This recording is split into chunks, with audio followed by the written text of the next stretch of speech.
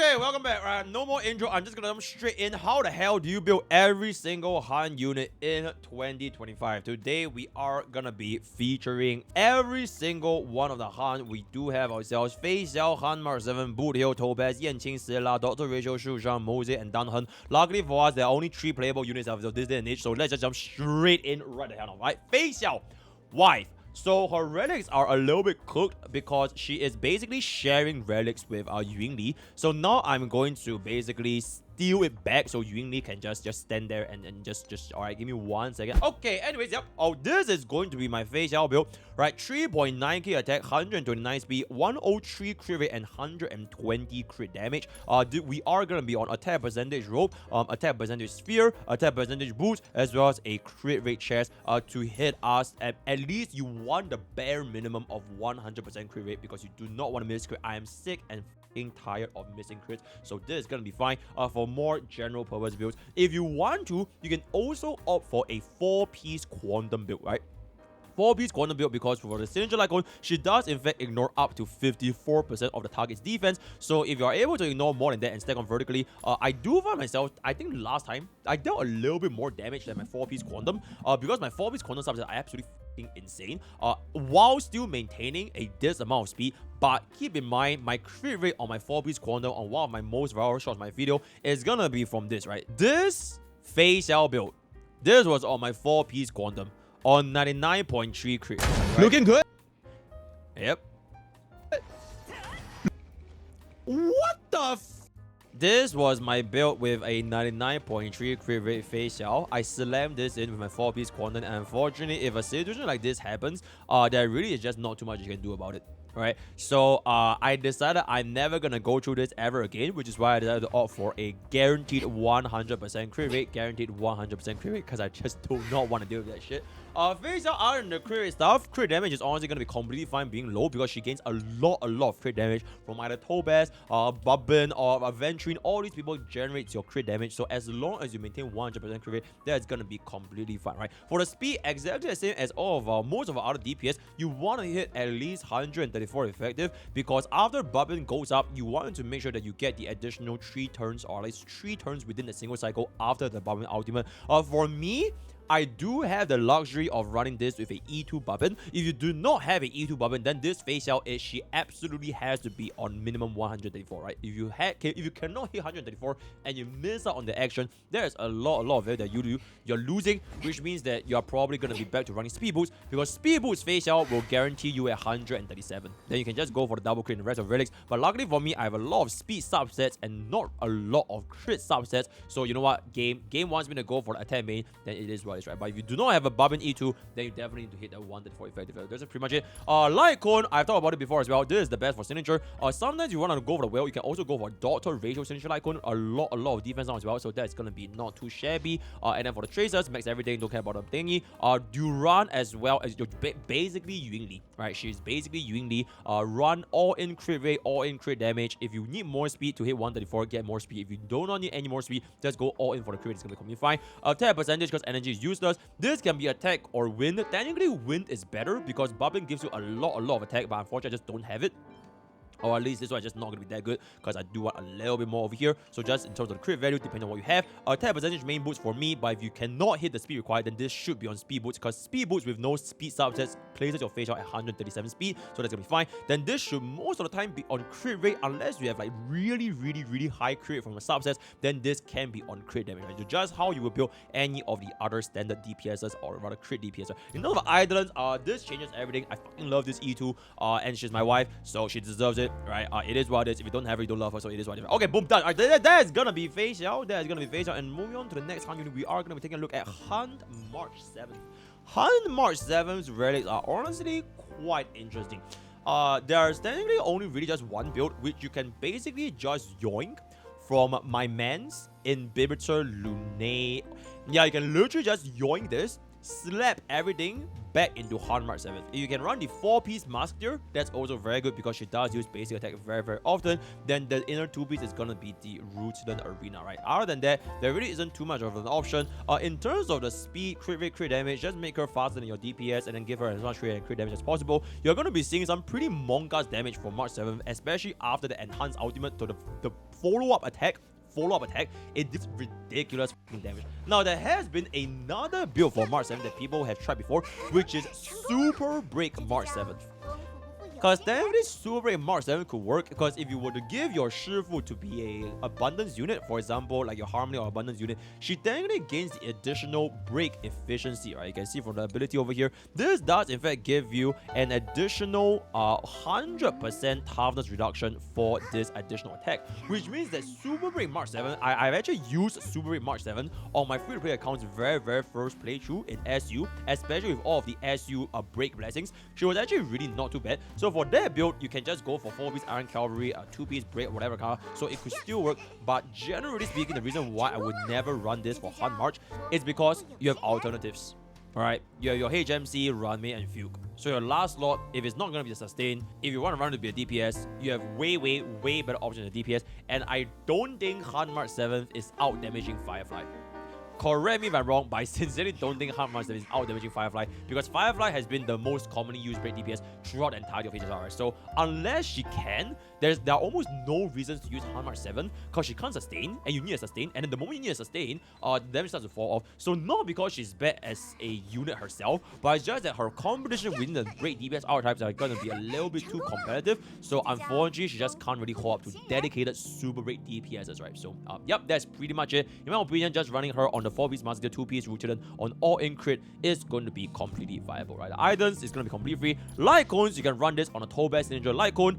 If you're going to be running Topaz, you can just take it away. I personally like this as well because, you know, she's sort of like a sub DPS-ish support combined to one. Gives her a lot of crit rate, a lot of follow-up attack, and then this also gives her tame state, which also increases our crit damage dealt by 24% at maximum stacks, which is going to be quite nice, right? So that is pretty much it for Han March 7. And potentially, if, you know, when she wakes up, we could get a brand new March 7th.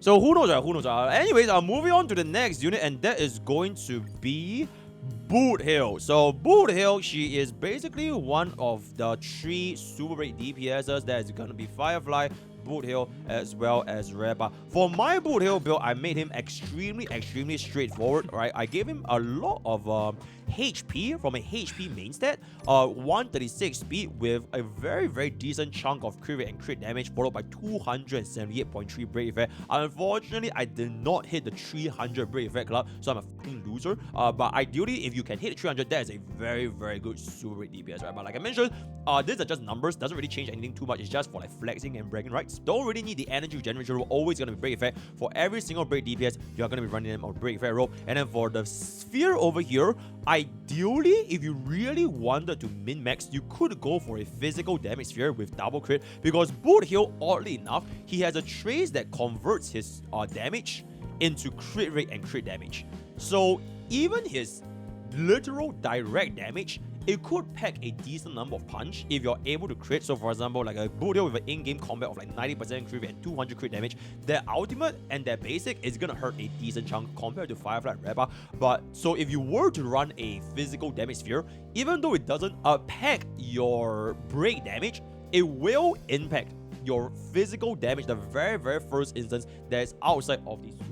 So if you want to do, you could min-max that way, but unfortunately I just don't have Talia, because Talia is just a pain in the ass to craft, so I'm not going to be doing this. I did, however, get I guess a decent chunk of HP with like 1 roll on break effect. I'm not going to be farming this that much because, you know, raids are very scarce, so I am just going to be running a HP main set with 1 roll on break effect. Maybe sometimes this could be a blessing in disguise, because if you're going to be running the highest possible break teams, it is going to be sustainless. And if you're going to be running a sustainer team, sometimes maybe the HP or like defense main stat, it could save your run and save you from resetting, right? Or you just pull for a global passive. It is what it is. But that's going to be my Boothill. Speed boots, crit rate with crit damage a little bit over here, and this is going to be on break arrow. Everything else is going to be the 4-piece cavalry because it's super break. And then if you wanted to, if you have a 5 weakness, you could go for the 2-piece Calbagini, but that is only if the enemy has a 5 weakness, because Boothill cannot implant fire, right? So E1 Boothill is going to be a little bit like E1 Firefly as well as E1 Reba. You start 1 stack of Pokke as trick shot plus the defense ignore, right? You're going to see all of these effects from any one of a break DPS,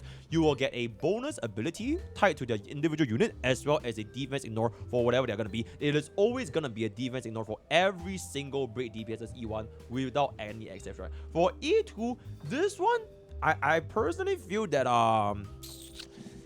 it's not as crazy as E2 Firefly, right? But I would say that it is still quite nice because it allows you to basically spam this without a lot of doubt. And I feel like for Boothill, he does use his skill point very, very frequently if you want to stack out the Pokke trick shot as fast as possible, but not as crazy as E2 Firefly, in my opinion. Right? So that's pretty much going to be it. For the Lycone, this is going to be the best in stock. Don't really have too much to talk about. If you want to find an alternative, we do have the Moze Lycone, which is very, very nice, but only this is from the gacha. That is sort of pretty much it, right? Yep, that is going to be that for Boothill. If you want to main him... Oh! We do have a Eagle 4-piece Boothill build. So this is only if you do hit the 200 speed effective in combat.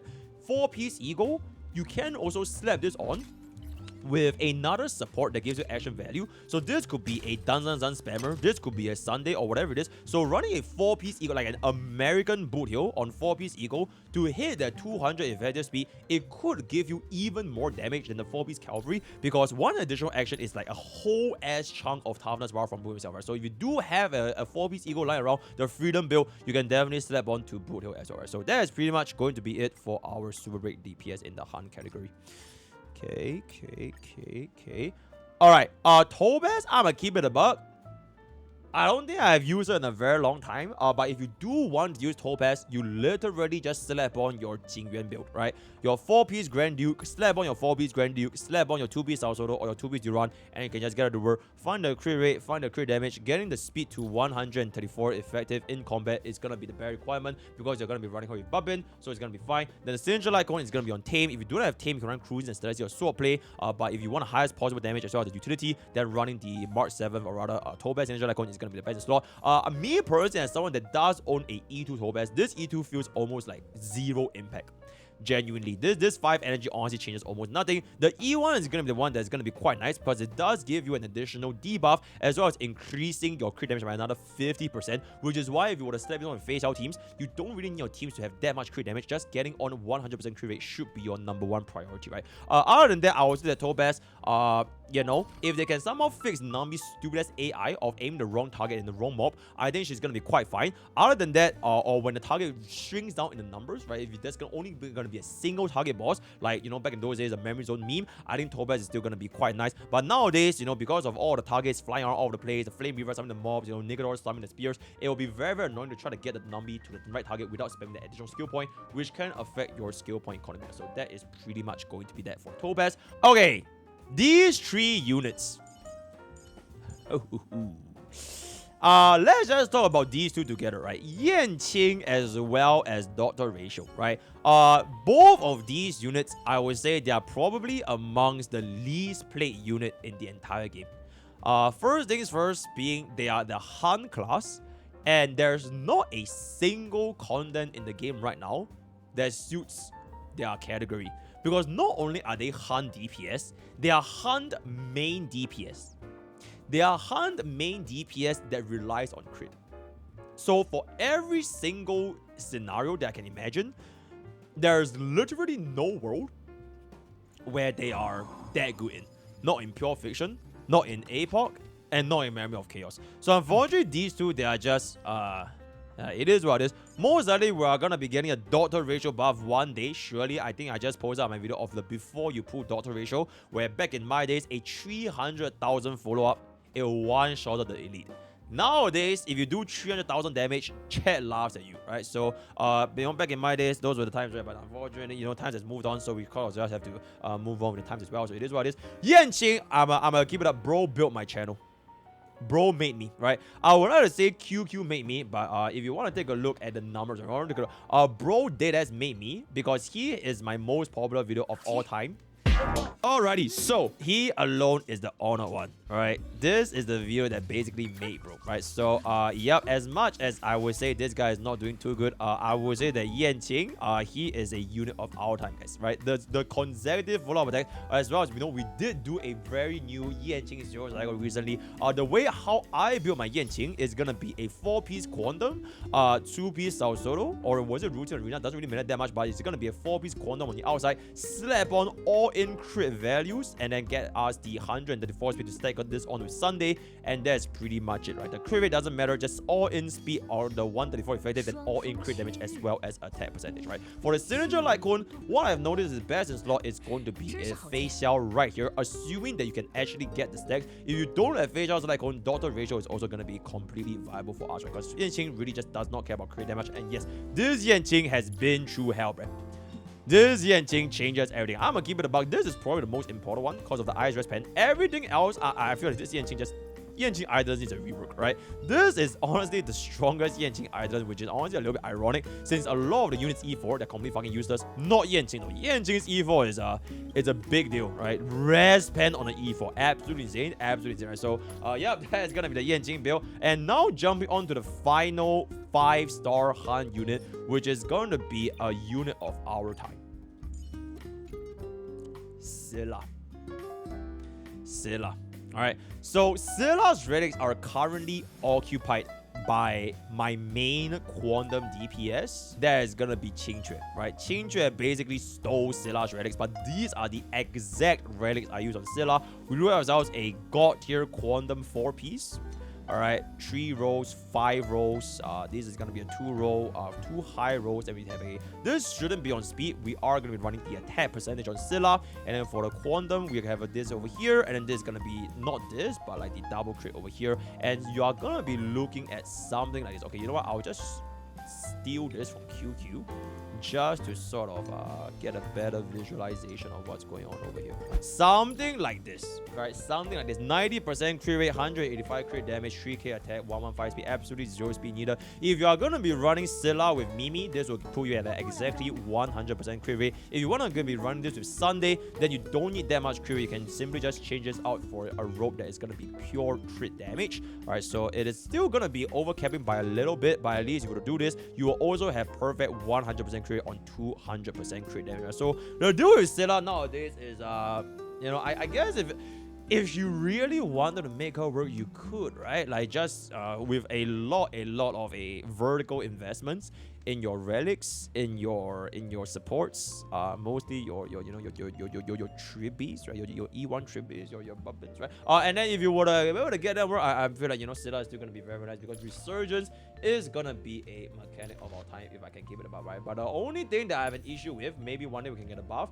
is that you know, if you take a look, right? If you take a look, this ultimate, alright, is 425% multiplier, right? This is 425% multiplier. I always use this as an example, like the most blatant example of power creep in Honkai Star Wars, right? This is 425% ultimate, right? If you want to take a look at my wife, right? Look at my wife. 700% multiplier. Cinema. And this shit you can spam up to twice, and you're most likely getting 6 stacks within a single turn. Yep, that's my wife right there. That's my wife right there. So no matter how much you want to vertically invest on Seele, she will always be cursed by the fact that the multipliers are just gonna be weak, right? It is just gonna be weak. It is what it is. So eventually, maybe one day when we get a buff for Seele, it's gonna be great. But unfortunately, because of CN, people still doing 0 cost, 0 cycles with Seele in 2025, Miho is gonna be like, okay, you know what? Hey, since they can still 0 cycle with fucking 1 cost team, you know, fuck Seele, she's gonna be fine. So, waiting, right, for the day where Seele can finally stop doing 0 cycles using ridiculous fucking team comps, then maybe finally Seele can finally get a fucking buff, right? But until that day happens, it kind of is what it is, right? There are more important units that probably needs a little more help. So that is pretty much gonna be that for my Seele build.